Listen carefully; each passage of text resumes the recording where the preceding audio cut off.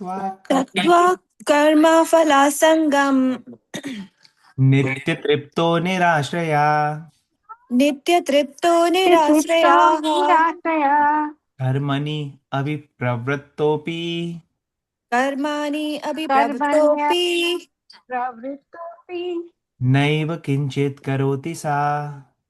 naiva kinchit Naiva karoti Kinchit sa. Karoti Sa. Any volunteers who would like to read the translation? I can. Please. Abandoning all attachment to the results of his activities, ever satisfied and independent, he performs no fruitive actions. Although engaged in all kinds of undertakings, purport, this freedom from bondage of actions is possible only in Krishna consciousness when one is doing everything for Krishna. A Krishna conscious person acts out of pure love for the Supreme Personality of Godhead, and therefore he has no attraction for the results of the action. He is not even attached to his personal maintenance, for everything is left to Krishna.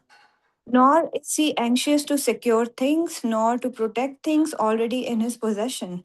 He does his duty to the best of his ability and leaves everything to Krishna. Such an unattached person is always free from the resultant reactions of good and bad. It is as though he were not doing anything. This is the sign of akarma, or actions without fruitive reactions. Any other action, therefore devoid of Krishna consciousness, is binding upon the worker, and that is the real aspect of vikarma as explained herein before. Hare Hari bol. Thank you so much for reading. Okay, so we discussed karma, akarma, vikarma. And we discussed how akarma means two things. Akarma word itself means no results, no karmic results. So, no karmic results can happen if you don't do any activity. That is one kind of a karma, but that's not possible because even if you are at one place, you're breathing, your body is conducting certain processes, your mind is always active. So, karma will naturally work or activities will naturally happen. Best is to do spiritual activities. That is real akarma. So, what are the qualities of such a person who is performing a karma? That is mentioned here. Abandoning all attachment to the results of his activities. You do the activities, but you are not really attached to the results. Like, for example, if a man uses a weapon, let's say a gun, and shoots another person, will the gun be responsible for the death, or will the person shooting the gun be responsible for the death? Who will be the responsible? What do you think? The Is person. the person. So the person is responsible, but why not the gun? Gun is ultimately which shot the bullet. So gun should be responsible. Because the person is the one who made the decision to Yes. use the gun. The gun is just a tool. The gun is a tool, yes. So here, the recommendation which Bhagavad Gita is giving to Arjun and to all of us is you can become a tool in the hands of Krishna. So if you are tool in the hands of Krishna, then the tool does not get any karma, or it's not tool's responsibility. It is the one who is using the tool. So Krishna takes all the responsibility of whatever is happening. So that is what Arjuna killed so many people in the battlefield.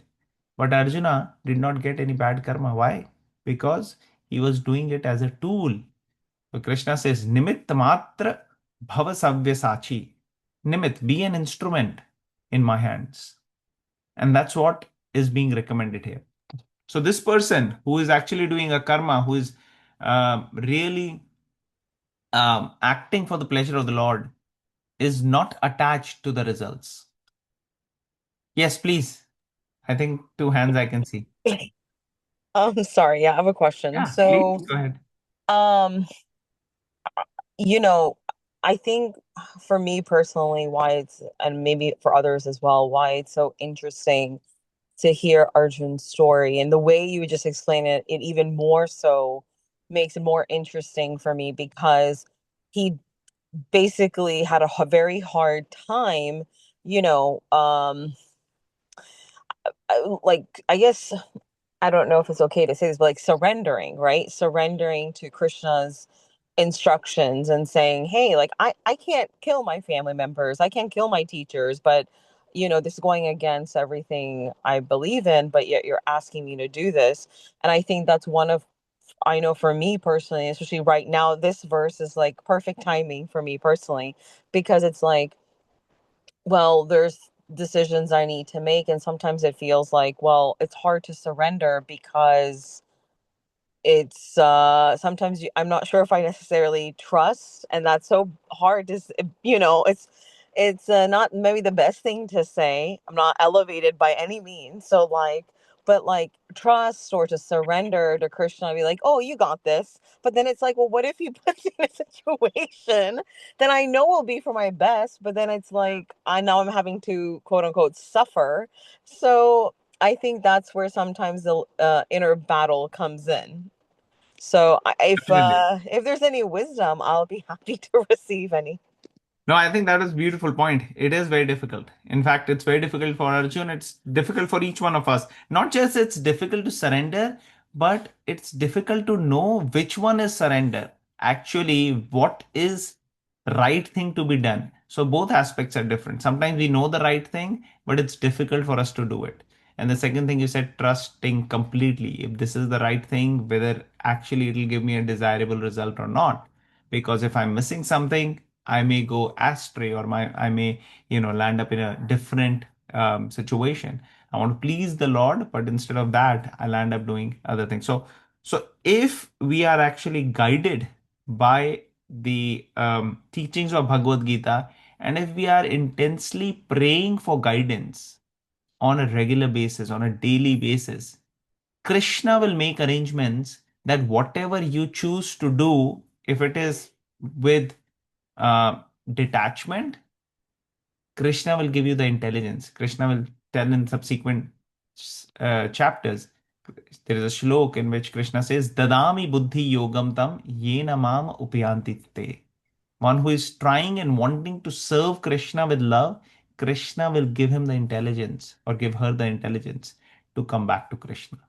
So that is all going to be um, revealed to us. And sometimes it is, we feel like, this is something which I can do, but especially when we are not in the situation, somebody else is in the situation, and we are looking from outside, we may think, okay, these are the things which I can do. I can surrender it. I can do this. But then Krishna exactly know what test to give each person. So he puts us in a situation in which we are tested to do this particular test. I may be thinking, oh, no, no, that test is easier for me, or I can do this. We may have our list. These are the things I can do to surrender. But if it is on that list, then probably Krishna knows this is not something which we want. He'll give us something which is outside the list to really test us. And it can be a great, great opportunity. That test can make a great opportunity for advancing spiritually, because if we do what is going to please Krishna, then we are giving direct indication to Krishna that, Krishna, it was difficult for me. I didn't want to do it, but still I'm doing it just for you. So that gives Krishna direct, signal that he or she, whoever Krishna is testing, is actually sincerely trying. And that pleases the Lord much more than some of the other things which people may be doing or we may be doing when we are normally practicing devotional service. In tough situation or in special circumstances, in special months like right now, the flow of mercy actually intensifies and magnifies. So we can make the most of such situations. I don't know if that makes sense. It does, thank you. And a couple of things come to mind. One is Yes. it's like praying, I think, if I may add, like not just for the intelligence, but also for the courage to take the action. Because I think sometimes we know what to do, like you said, but then it's like taking the action is a whole different story. Yes. And then the other thing that comes to mind is, it's that ultimate ego battle, right? Like, am I in control or Krishna's in control? And then I feel like these are the tests, like you said, that really help us to get over our ego and to, bend our will a little bit. But you're right. Like, even though it may be difficult, as long as we are pleasing Krishna, it will ultimately be the best for us, Yeah, yeah. and And we yeah. we just have to have a desire. It's not that we'll be able to necessarily please Krishna. If we are desiring to please Krishna, if we are having that intention that I want to please Krishna, that intention and desire itself pleases Krishna. It starts to please Krishna. And Krishna gives us more and more ways by which we can express our love. Yep, that's true. That's very true. Thank you. Thank you. Yes, Geeta, please. So I actually had a question, but you already answered it, and I have clarity now. My question, and I wanted to add on to my Menka Mataji's question too. So first, my question was that while we are surrendering to Krishna, while we are being His weapon, so how is it possible to know like what you're doing is like whatever you are desiring? Let's say you want to, especially like let's say you want to take a medical exam and you want to be a doctor. How is it possible to know that you're doing it right and Krishna wants you to do it? Or like whatever advancement you want to make in your career, how is Yeah. it? uh, so I know you answered it. No, this is a good question actually, and I am glad you asked it because it is important to make that connection that the teachings of Bhagavad Gita can be applied in practical life. Let's say somebody wants to take a profession or a career. For students, they may want to take a stream. How to decide what Krishna wants? So the answer is different situations, maybe different questions can be there, which may come, and we have to see what is the motivation behind that. If our motivation is that I want to utilize that particular situation, position, degree, whatever we may get in the service of Krishna, and how I can use that in the service of Krishna, then that is a perfect step to take. But if it is something which I want to do it because I want and I feel like I'll be able to get good returns, maybe, get some prestige, get some passion of doing that thing, make more money. Uh, and if Krishna is not there in the picture, to that extent, we are lacking the connection with Krishna. Duryodhan in the first chapter of the Bhagavad Gita analyzed both the armies. And during the analysis, he was comparing the strengths. And he was comparing that, oh, Pandavas, they have, these people like Bhima and Arjun in their side. And but our team, our party, our army has Bhishma, Drona, Karna, Ashwatthama, so many he named. So he named people who were fighting in Pandava's army, in his army, but one person he completely missed. Can anybody tell which one? Anybody? Krishna.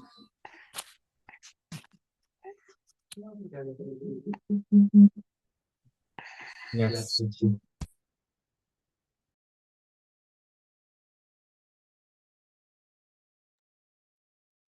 So Krishna is the one. Duryodhan, he did not take into account that Krishna is in the party of Arjun. And that person is the most important one.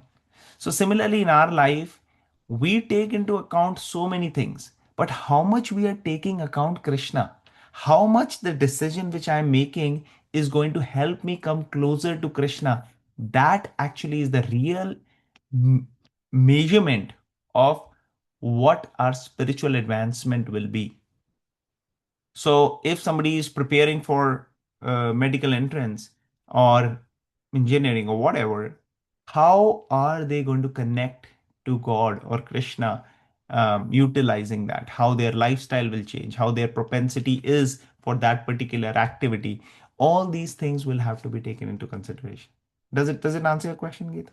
Or gives a little bit more It insight? does give some clarity. So basically, when you are making a decision about a career, you have to see like how is it gonna will it make time for bhakti and devotional activities for Krishna, or is it gonna take that away from you, and then only make a choice? Is that correct? Yeah, and that may be true for any profession, because in any profession you may not have time, right? So you have to take into consideration all the alternatives, because hard work will be needed in so many different areas. So yes, you will have to take that into consideration, but at the same time, if you're passionate about it, you want to do it, then get guidance from those who have gone through that path and those who still were able to practice bhakti. If you have, because you have certain modes of nature governing you, and if they are really inclined towards that profession and you want to go and do good in that profession, then seek guidance from those who have had, because personal guidance is very important. So one is our desire, our determination, our decision making, and then for all of this to enhance and fine tune, we need guidance of other devotees who are more experienced, more mature, more advanced spiritually. That way we can get more specific personal guidance. Does it make sense? Yes, yes. Thank you. Great. Thank you. Just a comment on Yes, following please. up on your statement about getting guidance. I think Gita is such a great message here because it does say that, I mean, as we were discussing, that Arjun had this ego conflict. So sometimes there are people who are so saturated, I should use the word saturated within themselves instead of pompous, that they just feel that they know everything and they do not want to take or seek advice of those enlightened people. And that is again falls into those Gitas, you know, enlightening and giving wisdom messages to us that no, break those boundaries because we are always a student and we are always learning to grow. So seek advice from those people who have succeeded. And that also shows humility. Yes. And that is also something that Gita brings to you. So surrendering, being humble, and how I can be the best student instead of I know it all. Yes, that's so true. And even that we can learn from the Bhagavad Gita, Arjuna's example. In the first chapter, Arjuna kept speaking. He kept analyzing, kept telling how fighting can cause so much problem. And he did not really um, stop and ask Krishna till his analysis was over. And then once he had done his analysis in the second chapter, he tells Krishna, I surrender unto you. You please guide me, you please instruct me. मेरे बस का नहीं है. Not I'm not able to come out of this situation myself. You guide me, you help me. So first chapter, Krishna, he is the most patient listener, and he's just listening. He's not saying anything, not interrupting. He's not saying, "But Arjun," no. He is a patient listener, perfect counselor. So he counseled Arjun by first hearing attentively, and he heard. And then when Arjun surrendered to Krishna, then Krishna started to speak and guide. So nice point, and that showed humility also, that how he completely surrendered. I think it's also on another random point. I was just thinking, like, I think it's also awesome that, and I know we've probably talked about this many times before, but the way God is giving us answers and instructions, like he knows, right? He's being proactive. Here's the problem. You're gonna have these problems, probably on a daily basis. But hey, here are the solutions, and this is a way that my highest devotee Arjun did it. So maybe you can follow in his footsteps, or try to at least. So this is a beautiful point you mentioned, that Krishna is guiding, and we are learning, and he speaks through different ways. So this very shloka, we all are in so many different, environment, different questions we have, different dealings we have, different agendas we have in the next day or two, what all things we need to take care of, and how we want to conduct ourselves, and what questions are going on, how to prioritize things. Different things may be going on within all of our mind, taking care of our family, friends, whatever. And Krishna is telling just one shloka here, and we are discussing this one shloka, but each one of us is finding how relevant it is for my particular situation, and how it is helping us or helping me in my situation. So this is a comparison I wanted to draw. In Vrindavan, what Krishna will do, Krishna will have so many cows, and he'll go out taking all the cows, and he will be with his friends whole day, and the cows will be grazing on Govardhan Hill. And afterwards, when they have to go back, Krishna will go at the top of the hill, and Krishna will say the name. Krishna will say one name, but every cow will hear their own name. Each cow has a different name in Govardhan. Someone maybe Surabhi, someone maybe different names like that. There are different names, and each one of the cows is hearing her own names personally being called by Krishna, and she comes running, very happy, very excited, enthusiastic. So similarly, Krishna is saying one shloka, but each one of us is hearing what is relevant for us in our everyday life. So that's a powerful point. Thank you for sharing. Okay. Anybody would like to bring any other points? Oh, This. sorry. Can I add? Sorry, can you hear me? Yes, I can hear you now. Oh, sorry. I was just gonna say, like, it's just really quick. It was so funny that when you were mentioning about how he says one name and everybody can hear their own names, is like even in coding, for some who are familiar, there's like a way that you can actually put in something, generic, like literally you can say whatever the code is and put name, and then but the user, when they see the program or the software, they actually see a very specific to their name. So it's actually very funny. Anyways, that's Wow. it. Random. That's good to know. Thank you. Thank you for sharing. So this particular shloka we were just discussing, we read the translation purport. We have discussed about this karma, akarma, and vikarma. Vikarma means bad karma. Karma means sukarma, which is good activity, good reactions we'll get. And akarma means being immune to anything which is being done. Whatever is happening, we don't get any reactions. Just like a doctor wears the covering before going to an infected patient.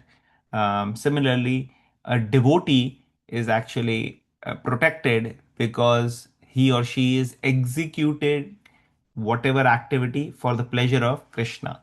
So that person is not really getting affected by it. We'll go to the next shloka 21. Anybody would like to say anything? Geeta, you want to share something? Your hand is still up. Or this is me. Sorry, it's been up from before, but Yeah, I okay. wanted to add to a karma, but I think we are getting late. So No, if no, no. can Please, you can add.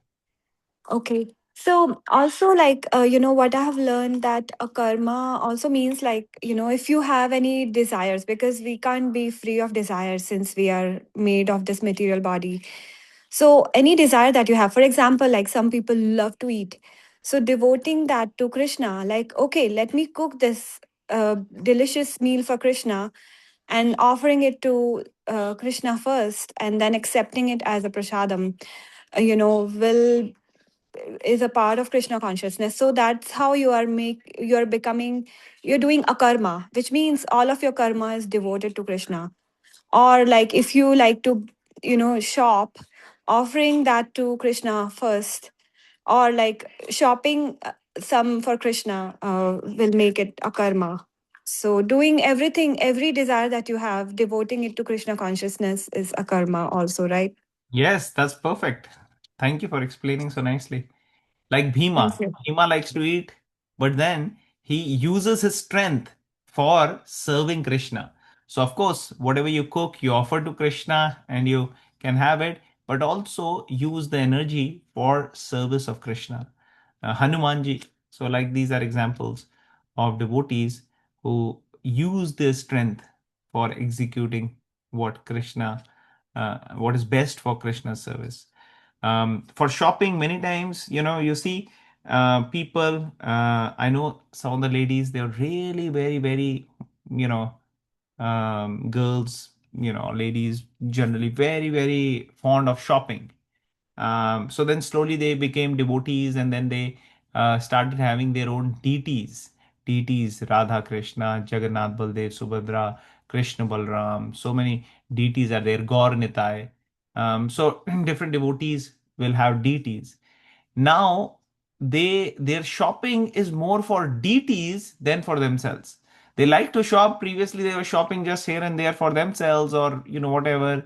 And now wherever they're going, if they have to shop, first they're thinking about what I can bring for the deities. So dresses for deities or jewelry for deities. So this is completely engaging the propensities in the service of Krishna. So nice point you shared. Okay, anybody else would like to bring up anything? Okay, we'll go to the next shloka then. I have a small point. Yes, please. So we are discussing that doing everything for dedicating it to Krishna, it becomes meaningful. But at the same time, should we put a limit to all of those things? So let's say, depending on the karma, so let's say shopping. If you're shopping, although you're doing it for deity and you keep doing it, but should you still restrict? Should you still have some restriction in how much you do for that? And then channel it to do seva or do it for human beings or charity and things like that. So that should we also distinguish between karma, even if we are doing that karma in name of Krishna or to Yeah. serve Krishna? So that's a good point. So the mode of goodness actually is meant for balance. If we see, mode of passion means extreme. Anything doing in, if somebody is in mode of passion, they like to do things in extreme. They do best. They want to do everything in a extreme manner. Ignorance, they don't have much discrimination of how to do things. They may mess up most of the time. But mode of goodness is balance, really balance. So one, as we practice devotional service, bhakti, and develop good qualities, naturally we learn to come to the mode of goodness. Okay. And if we are already in the mode of goodness, practicing bhakti becomes much easier. If we are in mode of ignorance and mode of passion, practicing bhakti will actually become a little difficult, in the sense that our habits may not necessarily align, or we may go into extremes and we may do things. So that is more of learning curve which develops as one is refining oneself to bhakti. Now the other aspect is the very reason such questions also arises because People don't understand the value of spirituality. That's why sometimes they feel charity to people is better than using in the service of God or Krishna. And it's this is more of a problem actually in India. If you see in other countries like in America, there are so many churches actually. There's so many. Like every street will have a church. And they are taking pride in this. They are It's very much encouraged in US to give charity to the churches, or people go out from their church to educate others about Jesus and about God. Because the soft power or the general notion is that this brings people to civilized consciousness of life. So many people are there. Atheists, of course, are there in America and in Europe also. But still, we see a lot of money goes to churches. Um, Same thing in Islamic countries. They have lots and lots of mosques. Even in America, New York City, in the middle of very very expensive property, real estate, you have mosques there. So you have lot more churches and mosques than temples, if you say in the US. Especially if you um, go a little bit more and see schools. How many schools are there where people are being educated on their religious systems?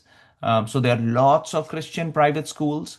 There are lots of Islamic schools. You don't have that many Hindu schools. You can probably count in one hand how many private Hindu schools you have.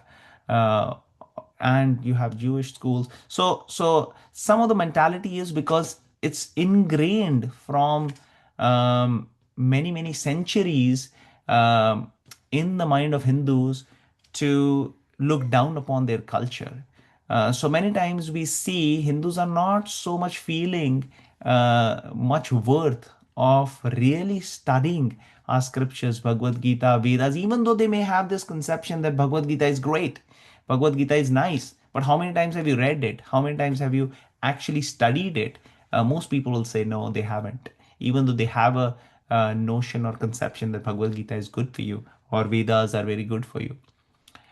So we have to understand charity. Krishna explains in the Bhagavad Gita the different modes in which one lands up giving charity and how to do the best charity. If you give a person some food or some cloth, it may last for a very short time. But if you educate that person to really understand the spiritual science, and obviously along with that you will give them food and cloth, but that's not your focus. Like in ISKCON, you see so many projects are there. Huge projects are there for food distribution, midday meals and others. There is a lot of focus on good health of the children or the students. So they collaborated with the government of India and different other places. They have programs, and in every ISKCON temple, if you see, you find prasadam, and many times you'll find free prasadam also. So there's a lot of charitable things you can do even while you are practicing bhakti, and it doesn't need to be done outside of it. But one has to understand why this is important.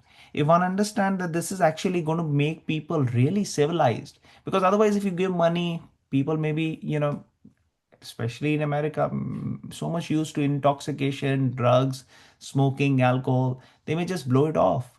But actually, if we give them prasad, it'll give them benefit, not just materially, their hunger will go away, but spiritual benefit, because prasad is very powerful. There's so many examples of people who just started by eating prasad, and in a few months their heart actually transformed to understand the spiritual science, and then they were able to actually use it. So when it comes to balance, that is mode of goodness. If somebody is doing things in extreme and not using it, it's more of that. With regards to doing service to Krishna, Krishna is unlimited, so you can render unlimited service to Krishna. There is nothing which you can not do.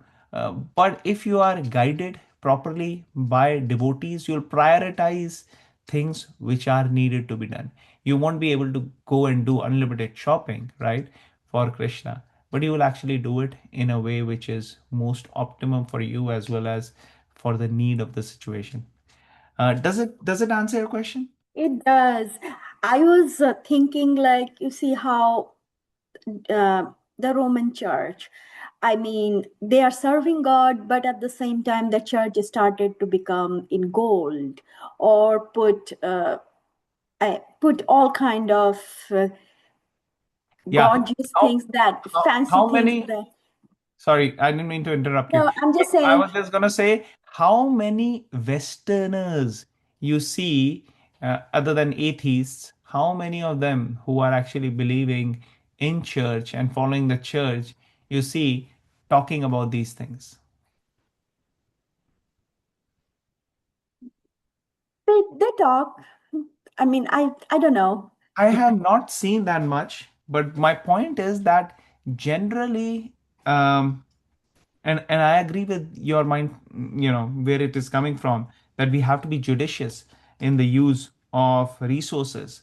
But my point is that they have huge tons of resources which are coming from people.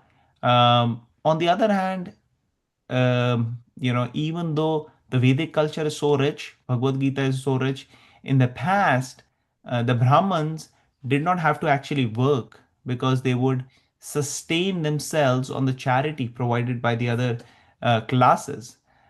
But Mhm. these days, it is actually not the case. Hindus are not properly trained to understand Bhagavad Gita and Vedas, and they are not really putting their resources in education for that. So, because there is not much education, people feel that these are not of value. And next generation, they are not feeling the connection. So, they are not going to necessarily feel too much different as Hindus versus any other religion. So Hindus are actually very much being targeted for conversion, and lots of people are actually trying to convert Hindus. This has been happening in India. This has been happening in other places, and so many years of subjugation under Mughals and then Britishers has lost the heritage which we had, the very very rich culture, Vedic Mhm. culture, and has also lost the connection which we had with the Vedic culture and the pride and the prestige and the ownership of our own culture. So especially in America, if the next generation is born and they have no connection, it doesn't matter to them whether they are Hindus or any other religion. And sometimes they get influenced and they are targeted, and conversions are happening like that. So just wanted to share some of those facts with everyone. So what we The can do, we can actually understand what is the richness of the Bhagavad Gita, how it is not divisive, but it can be uniting. It can actually help us come out of the anxiety, because so much stress and anxiety is this in this world, and it can help us give guidance to our life so that we can practice it nicely, and then with whatever resources we have, we use in sharing it with others. you know Mhm. Instead of giving some gifts which may be of plastic or chemicals or things which will go waste, we can give this knowledge. Bhagavad Gita book we can share with others. We can share links with Mhm. others of different kirtans or lectures, depending, of course, depending upon those who are interested in it. But Bhagavad Gita book we can share with others. And Prabhupada wrote this Bhagavad Gita in such a way in English language that it can be understood by any kind of audience in the modern age. So that's why we encourage more and more people to utilize this as gift. So I think you really pointed out correctly that going into extremes, like some of these other places are doing, spending on gold plated church and all of that, we can use in promoting books, written by Prabhupada in simple language, or others who, depending upon which audience we are giving, there are books for kids also, which we can give in their birthday. So ISKCON has a lot of such material which we can utilize. Does it answer? Yes, Prabhuji, I do agree that we have not been able to promote, and we also feel shy in promoting Hinduism, our Vedic culture, and yeah, our Hindu, um, Hindu scripts and Questions? all Yes. of those things, Krishna script, and we should be doing, because in churches, I know in Western culture they always do that. Even, I mean, when I was in Michigan State, I would Yeah. say that there will be people standing there from the church and they are distributing church, although the state and the religion should be kept separate, but they Yes. did. Yeah. So, in the name of secularizing spiritual education, so we don't often do that because we feel shy or we feel No, we have restricted. I don't. inhibitions from so many generations.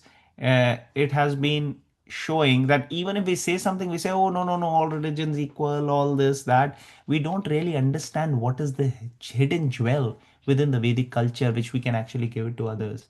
Yeah, Um, okay, great. So yeah. first thing is to realize and relish ourselves. So first, if we relish more, then we'll be able to give others. And we are not really doing it for our ego to increase our more number. No, I mean, we don't care. We really want good for others and for ourselves, but at the same time we know the um, the richness of our culture to the extent we are tasting it. So by reading, by having these conferences, discussing, we actually increase, refine our own understandings so that we can relish it more and more and go deeper. Hmm. Hmm. Yes, Menik Mataji, you want to share, please? Yes, it was a very interesting conversation. Appreciate you sharing your answer. And just to, I guess, add on to Mataji's point. So I definitely understand where you're coming from about the judiciousness. Something that I have found that kind of helped me personally, and you can see if it works for you, is that, I think even Gita Mataji mentioned about, hey, we want to be able to channel our desires. Even Prabhu mentioned channel our desires towards Krishna. So anything that we do, right? Whether that's charitable service, whether that's serving our family, work, temple, etc., right? We can all channel every desire for Krishna, and then we can see how we feel, right? And make it kind of like an experiment. And even it's not to say that charity isn't done. Like even here in Krishna House, we have a Krishna House in Gainesville. They actually serve prasadam to university students, and then any of the leftovers, they actually go and give it to the elderly who live at home, and it's called Krishna Cares programs, and in the homeless as well. So but I guess what I'm hearing from all the messages, and for me, I need to make it a little bit more succinct in my head, is basically everything we do, let's put it towards Krishna, and whether that's charitable service or anything else, or prayers, or you know our daily routine, and then just see how we feel when we do it, and then naturally I think the answers will be revealed uh based on our feeling, right? Like and even to go back to the power of mode of goodness, I remember like when I used to do more deity worship, um I enjoyed it, but then it naturally brought in that mode of goodness to where I wanted to have more balance. And I was able to not only do that, but then I was able to do so many other things in my life because it brought that balance. And starting my day with that really helped the rest of my day to be successful. But again, it was an experiment, right? I tried it, I liked it, and everyone kind of has to do what works for them, if that makes sense. Yes, thank you. Thank you so much for sharing that. So that's why, it's very important to have spiritual association devotees. It kind of gives some time, okay, the whole day we do different things. Whole week we are busy with so many targets, different deadlines, different other things. But just a couple of hours, we just reset ourselves, focus that what is the priority in my life spiritually. Materially, we may be having certain desires, certain things. But spiritually, what is important and how my material goals and spiritual goals can align, where we can fulfill all our desires in relation with Krishna, connected with Krishna. So, like was beautifully mentioned, that there are service opportunities in ISKCON temples, and even the prasadam, which is cooked. um, it is much of it is for serving and caring for people in general. So like Vedika Mataji was mentioning, one of our local um, ISKCON places, centers, they are in the university, and they distribute food in the university, and they charge minimal amount like $6 a plate or something for students basically. And then whatever is left over, even that goes for charity. So it is beautiful initiative. But what do they do in their center? In their center, a lot of the Americans and others, who have no connection with Krishna, they actually get introduced to Krishna consciousness. And it is Americans, Indians, whoever wants to come. And then they have a provision where they can stay and live, and they can practice this Krishna consciousness. So it is a beautiful initiative which is going on for many, many years, decades actually, and giving so many people a direction in their life. So many Westerners who would have nothing, and they feel such a connection that many of them actually stay there and they engage in the service of Krishna. So initiatives like that is there, and in fact, we welcome everyone to come and visit Alachua sometimes.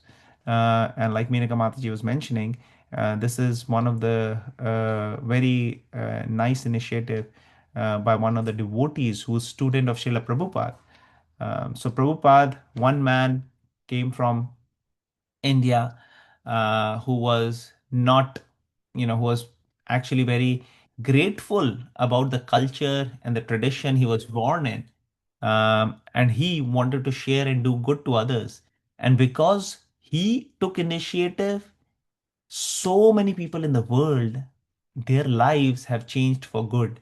They are feeling so much better. There are people here for 55 years, Americans, who have practiced this Bhagavad Gita in their life, and they feel, even till this date, they feel so grateful to Srila Prabhupada. And they say, Krishna we have not seen, but Prabhupada, who was sent by Krishna, that person we saw. That person brought us to Krishna, and now we are connected with Krishna, and we don't want to leave Krishna. So like that, there are so many families here, and so many people who are in their 70s, some maybe even touching 80s, and they are completely dedicated to this process. Okay.